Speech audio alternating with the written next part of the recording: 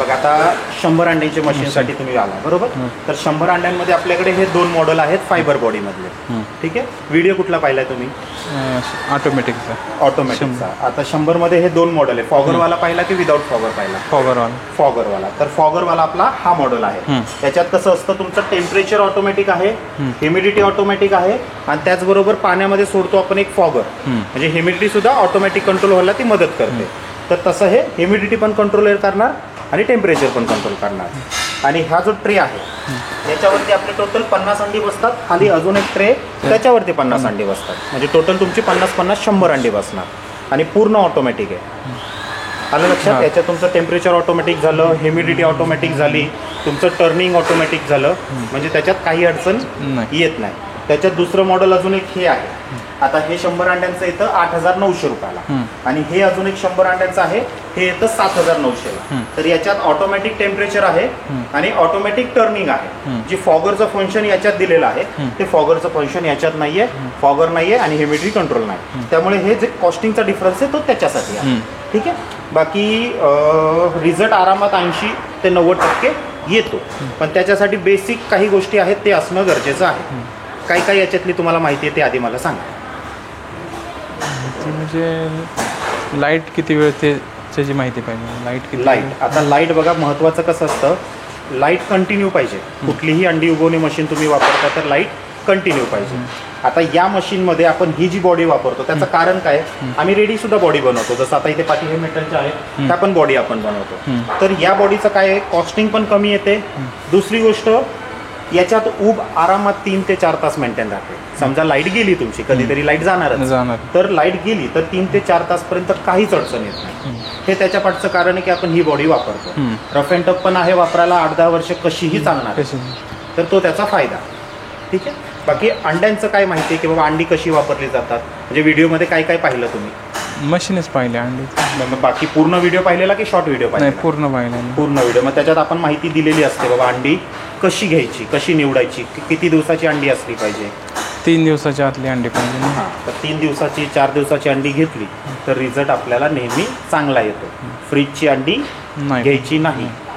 ठीक आहे. दुसरं, फक्त ताजी अंडीच हा एक भाग नाही आहे, त्याच्याबरोबर अजून एक महत्त्वाचा भाग आहे की अंडी ताजी असतात, त्याच्याबरोबर फर्टिलायझर म्हणजे नर आणि मादाला क्रॉस असलेलं अंड असणं गरजेचं आहे.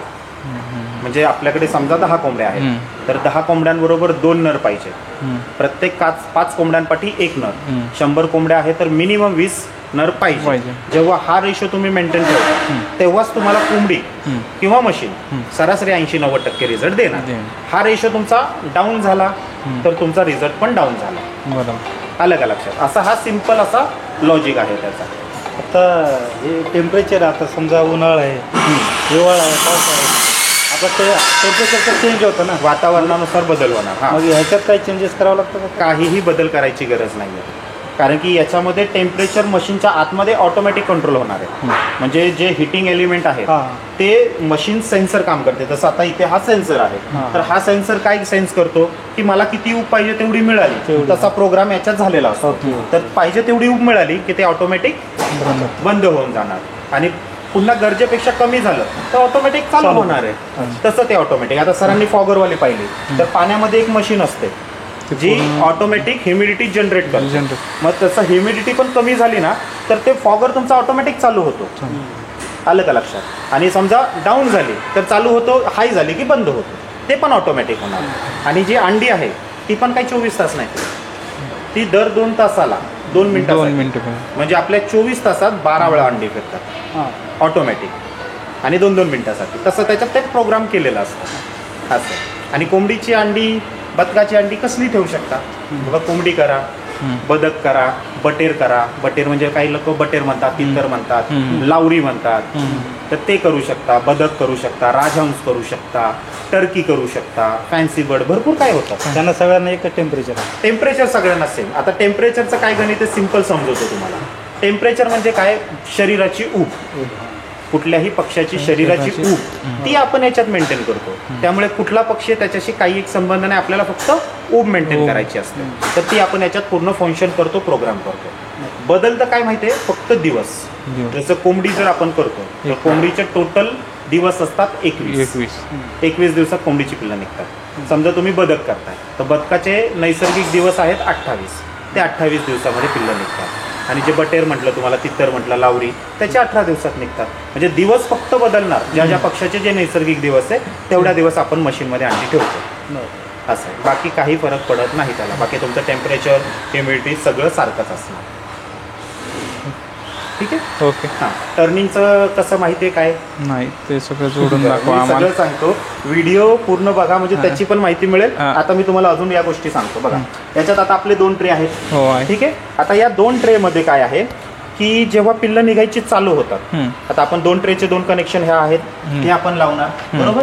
2 ट्रेला 2 सेपरेट पिना दिल्या. आता सेपरेट पिना का दिल्यात की समजा नाही तुमच्याकडे 100 अंडी एका वेळेस उपलब्ध झाली ताजी, तर तुम्ही एक ट्रे आता लावू शकता, एक ट्रे 3-4 दिवसाच्या 5 दिवसाच्या गॅपला पण लावू शकता. ठीक आहे. आणि जेव्हा पिल्लं निघायची तुमची चालू होतील तेव्हा काय करायचं, फक्त पिन काढायची. टर्निंगची पिन काढायची, म्हणजे तिथून पुढे तुमची अंडी फिरणार नाही. तुमची तिथून 3 दिवस पिल्लं निघायची चालू होतात. म्हणजे 19वा दिवस चालू झाला, 18 दिवस पूर्ण झाले की पिन काढून टाकायची. आलं लक्षात? तर एवढं सिंपल आणि सरळ असं आहे. चालतं. ओके. ओके. अजून काय माहिती याला? याला मशीनच्या सगळ्या इलेक्ट्रॉनिक पार्टची 6 महिन्याची वॉरंटी आहे. या पण मशीनची 6 महिन्याची वॉरंटी आहे. आता याच्यात फक्त जो फॉगर आहे त्याचीच फक्त वॉरंटी नसते. बाकी कुठलाही इलेक्ट्रॉनिक पार्ट तुमचा खराब झाला तर 6 महिन्यात तो आपण फ्रीमध्ये तुम्हाला रिप्लेस करून नवीन पार्ट देणार. कुठलाही रिपेअरिंग वगैरे हा प्रकार नाही, सरळ तो पार्ट तुम्हाला नवीन अवेलेबल करून देणार. फॉगरचं फक्त काय काळजी घ्यायची ते तुम्हाला सांगतो. दिवसात एकदा मशीन उघडायची, चेक करायचं पाण्याचं भांडं जे आपण दिलेलं आहे त्याच्यात पाणी किती आहे. कमी झालं असेल तर रिफिल करायचं, भरायचं फक्त. नसेल कमी झालं तर काही गरज नाही आहे. पण दिवसात एकदा हे फक्त काम करा, 2 मिनटं फक्त मशीनला द्या. बस तेवढं तुम्ही केलं तर काही करायची गरज नाही. याचा फॉगर जो आहे तो आपल्याला मशीनच्या इथे पाठी पिन दिलेली आहे तिथे लावायचा, डायरेक्ट कनेक्शन मध्ये लावायचा नाही. ठीक आहे. आणि ही एक आपली मेन कनेक्शनला जाईल, आणि एक फॅन असतो त्याचा एक ॲडॅप्टर असतो तो मेन कनेक्शनला जाईल. असं सिंपल कनेक्शन आहे. म्हणजे कनेक्शनला किती जाणार मेन? 3. 2 हा एक आणि हा पंख्याचा याचा ॲडॅप्टर तो एक, आणि जो फॉगर आहे तो मेनला नाही जात. त्याला इथे पाठीमागा लावलेला आहे, एक कनेक्शन दिलं बघा, त्याला तिथे पिन दिले, त्याच्यामध्ये तुम्हाला त्याला लावायचं. ठीक आहे. ओके. बाकी काय अजून लक्षात आलं असं काही? नाही, सगळं व्यवस्थित लक्षात आलं. ओके.